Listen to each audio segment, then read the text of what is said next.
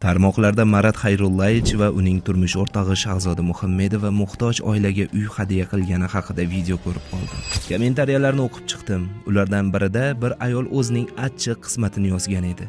Ko'pchilik bu oila haqiqatdan ham haqdor deb izoh qoldirib, novvoy ayolga uy bering deb ko'pchilik yozgan ekan. Shu sabab ularni izlab bordim. Borib ko'rsam, kichkina bola taxminan 11 yoshli atrofida ko'chada non sotayotgan ekan. Surishtirsam, u novvoylik qiladigan ayolning farzandi bo'lib chiqdi.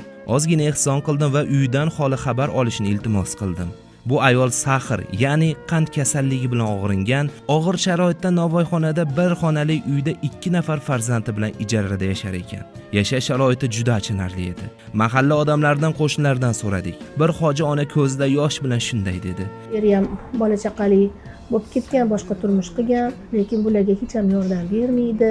Uy joylarni ko'rib ostida turgan joylarini juda xaroba." U ayol tirikchilik uchun tunu kun mehnat qiladi. Boriga shukr qiladi, farzandlari uchun yashaydi. Ularning eng katta orzusi kichkina bo'lsa ham o'z uyiga ega bo'lish. Men bu qismatni eshitib yuragim ezildi.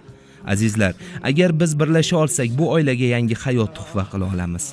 Videoga befarq bo'lmang, do'stlaringizga ulashing, like bosing, izoh yozing. Kichik ehsoningiz bu oilaning orzulariga yo'l ochadi. Keling, ularni yomon hayotdan qutqaraylik.